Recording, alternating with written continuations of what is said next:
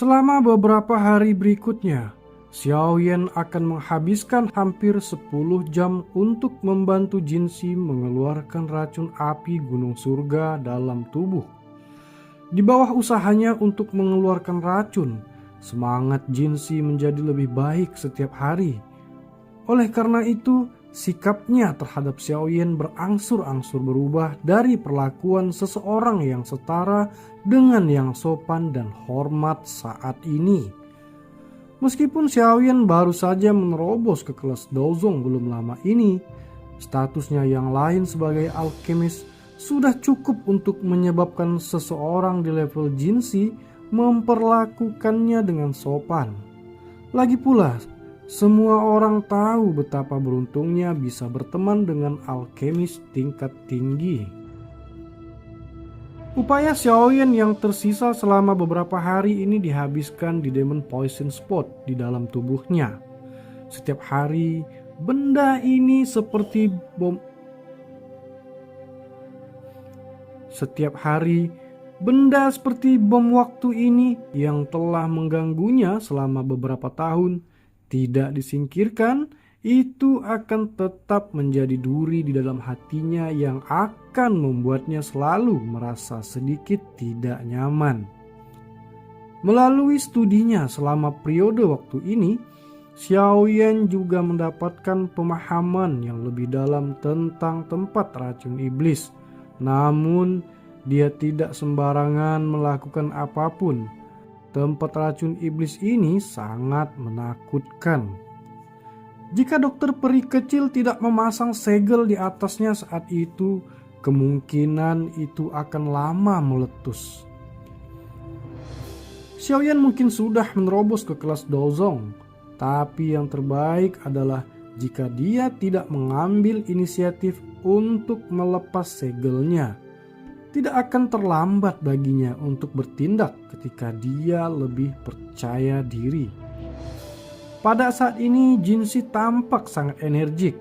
Baik aura dan keaktifannya jauh dari apa yang bisa dibandingkan dengan dirinya yang sakit-sakitan sebelumnya.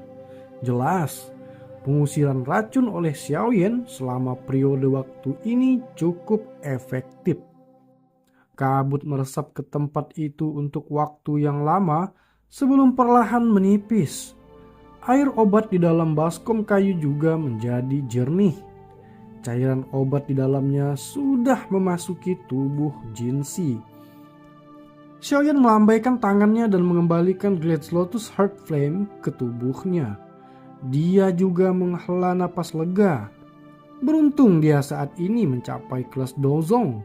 Jika tidak, dengan kekuatan sebelumnya akan sulit baginya untuk melakukan pengusiran racun dalam waktu lama dengan cara yang santai. Jinxi melompat keluar dari baskom kayu. Setelah mengenakan pakaiannya, dia merasakan kekuatan kehidupan yang merembes keluar dari tubuhnya dan kegembiraan muncul di wajah lamanya. Dia menangkupkan tangannya dan dengan sungguh-sungguh berkata kepada Xiaoyan, "Adik Xiaoyan, ucapan terima kasih yang sederhana tidak akan memberikan keadilan yang besar. Aku yang dulu akan mengingat ini."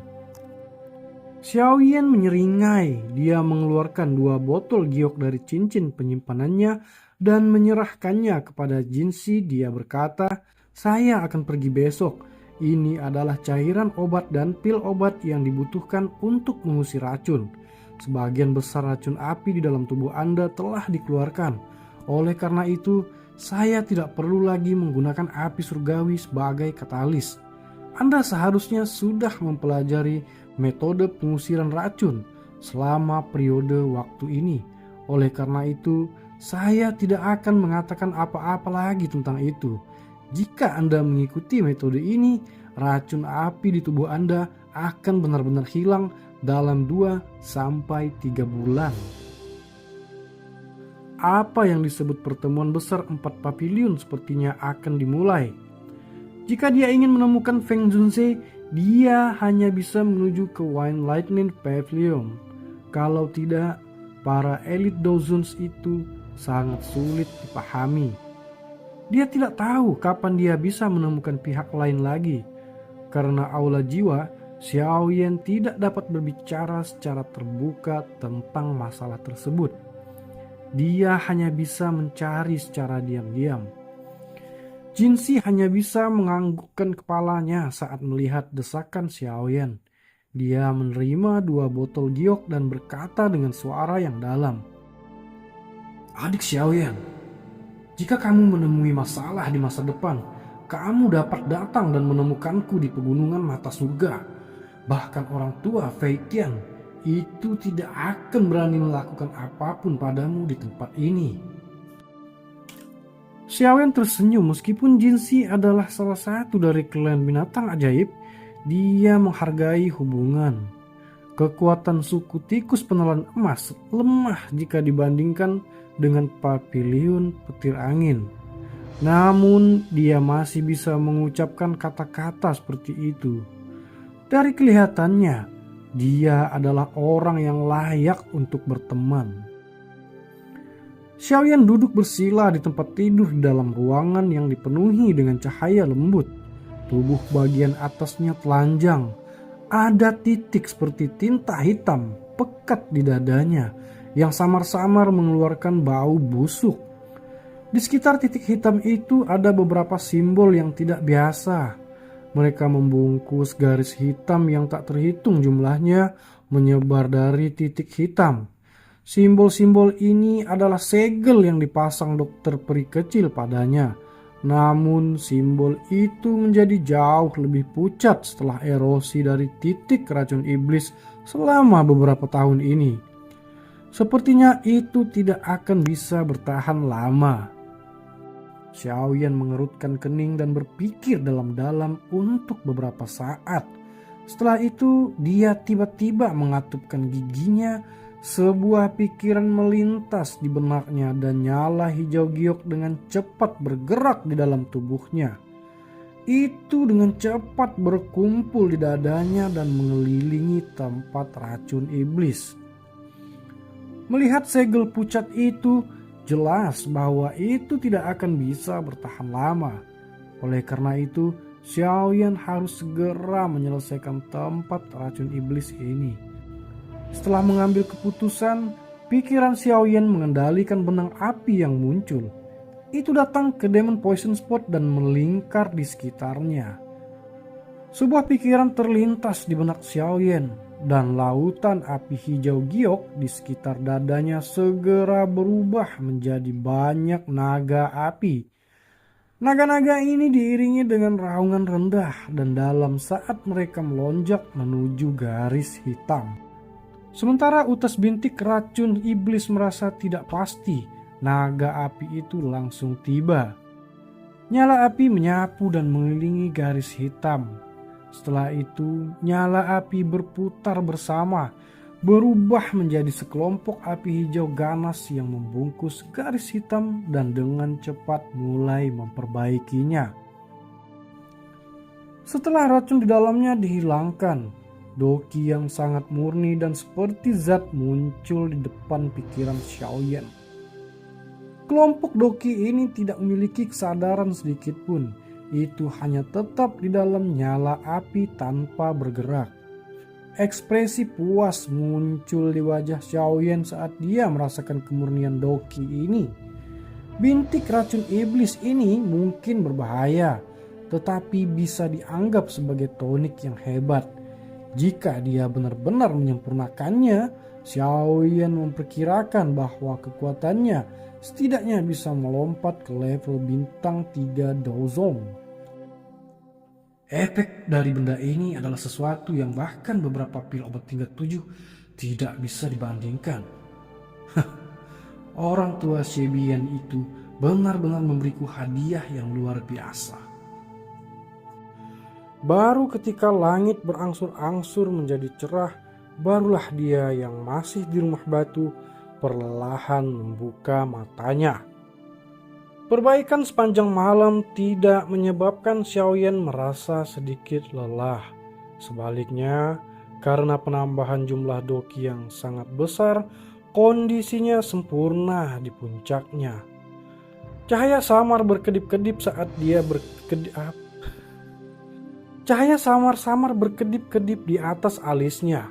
Ini karena gelombang besar doki di tubuhnya yang sulit disembunyikan.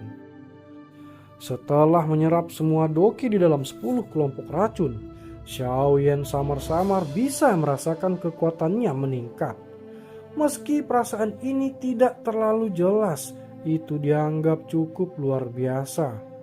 Bagaimanapun, setiap bintang dalam kelas Dozong membutuhkan energi yang sangat besar.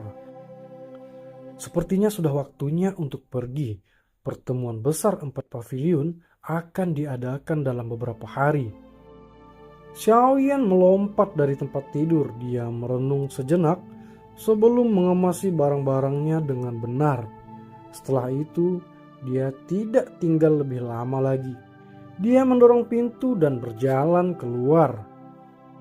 Ketika Xiaoyan keluar dari ruangan, penjaga tikus penelan emas yang berdiri di samping buru-buru membungkuk kepada Xiaoyan. Dia melambaikan tangannya dan tanpa berkata apa-apa melangkah ke udara kosong dan tampak berjalan di tangga menuju surga saat naik ke langit. Di depan mata iri dari beberapa penjaga itu, Xiaoyan mengabaikan gunung mata surga saat dia berdiri di langit. Dia tanpa sadar tersenyum dan berjalan ke depan. Ini adalah sesuatu yang dia impikan. Tidak disangka dia bisa memenuhinya sekarang. Dua sosok bergegas saat Xiaoyan naik ke udara. "Adik Xiaoyan, apakah kamu akan pergi sekarang?" Jin Si muncul. Dia menatap Xiaoyan dan buru-buru bertanya. Xiaoyan mengangguk dan tertawa. "Aku masih harus mengurus beberapa hal dan tidak bisa tinggal lama di sini. Terima kasih atas keramahan Anda yang luar biasa. Jika saya punya waktu di masa depan, saya akan datang dan berkunjung." Jinsi dan Jingu tidak bisa berkata apa-apa untuk membuat Xiaoyan tetap tinggal setelah mereka mendengar ini. Mereka segera menjawab dengan suara yang dalam. "Adik Xiaoyan, suku tikus penelan emas berhutang budi padamu. Jika adik Xiaoyan menemui masalah di masa depan, tolong jangan lupakan kami teman-teman lama." "Baiklah kalau begitu, aku akan mengingat setiap pesan-pesan yang disampaikan kepadaku oleh tetua Jingu. Selamat tinggal." Xiaoyan tersenyum. Dia mengepalkan tangannya ke depan pada mereka berdua dan tidak tinggal lebih lama lagi. Tubuhnya bergerak dan berubah menjadi sosok cahaya yang keluar dari pegunungan mata surga. Dalam beberapa kedipan, dia sudah menghilang dari pandangan Jinsi dan Jingu. Awalnya dengan kekuatannya saat ini, kecepatannya akan sedikit lebih cepat jika dia menggunakan sayap tulang. Namun, kata-kata Raja Serigala Abu-Abu terukir dengan kuat di ingatan dan hatinya. Meskipun dia saat ini telah maju ke kelas Dozong, kekuatan ini benar-benar tidak signifikan jika dibandingkan dengan suku Heaven Demon Phoenix. Oleh karena itu, kecuali saat itu adalah saat kritis, yang terbaik adalah dia menggunakan sayap tulang sesedikit mungkin di masa depan. Pertemuan besar 4 paviliun seperti namanya secara alami dilakukan oleh 4 paviliun di Central Plains. Meskipun karakter utamanya adalah 4 paviliun, setiap musim pertemuan besar 4 paviliun akan menjadi acara besar di wilayah Central Plains. Meskipun tidak bisa dimasukkan dalam kategori yang sama dengan Peel Gathering of the Peel Tower, itu juga merupakan peristiwa langka.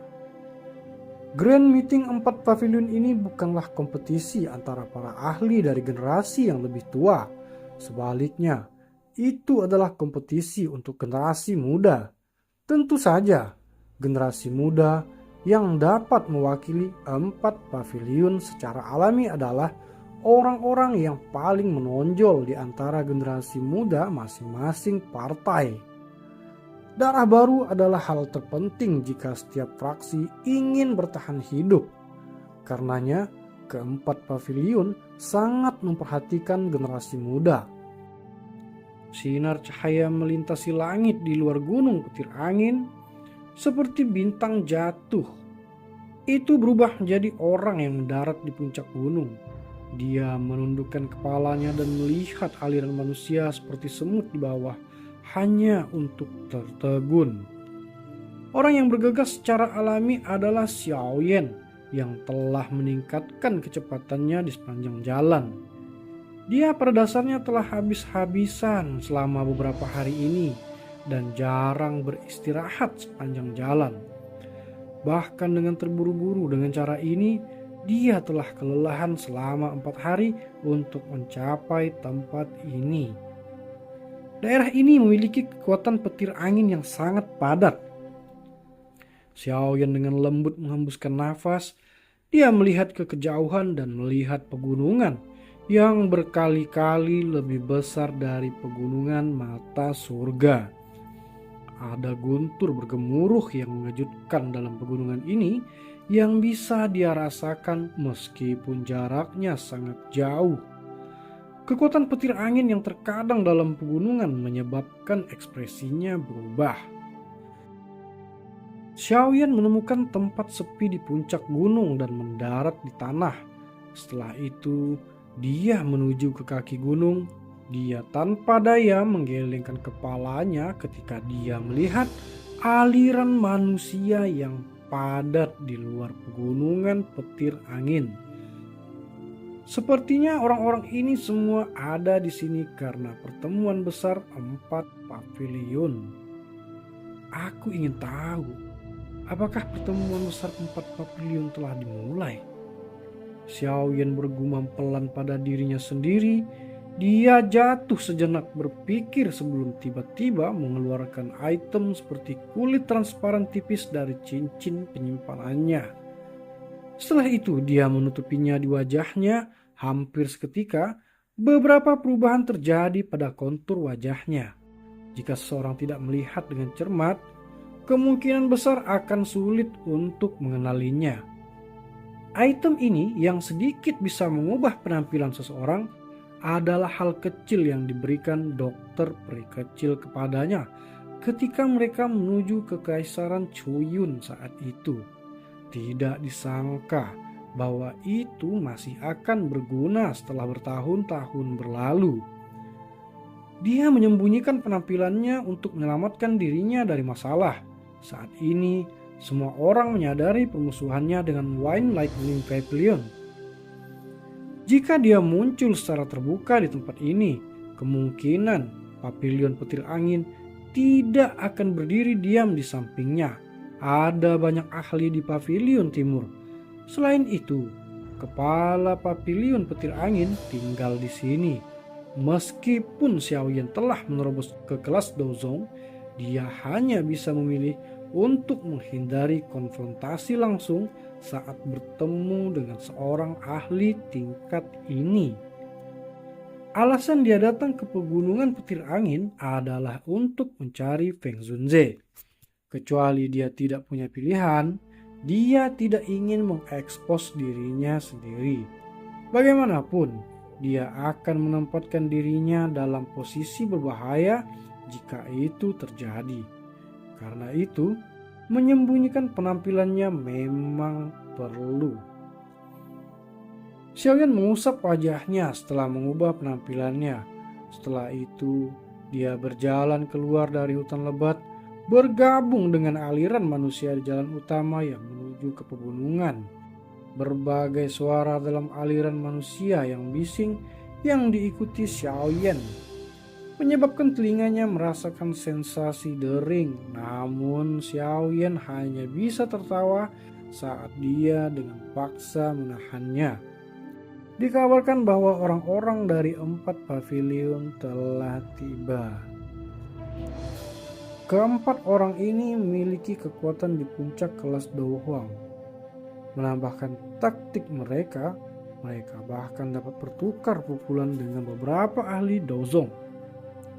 Siapapun yang mampu melakukan terobosan selama periode ini pasti akan menang. Siapa tahu ada sejumlah individu berbakat yang tidak diketahui di Center Plains. Selalu ada beberapa kuda hitam muncul di setiap rapat besar 4 pavilion. Xiaoyan mungkin kuat, tapi tempat ini berada di markas besar pavilion petir angin. Apa menurutmu dia berani datang ke sini?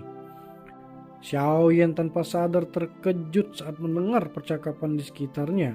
Tidak disangka dia memiliki reputasi seperti itu di wilayah utara ini. Namun ini bukanlah yang dia inginkan.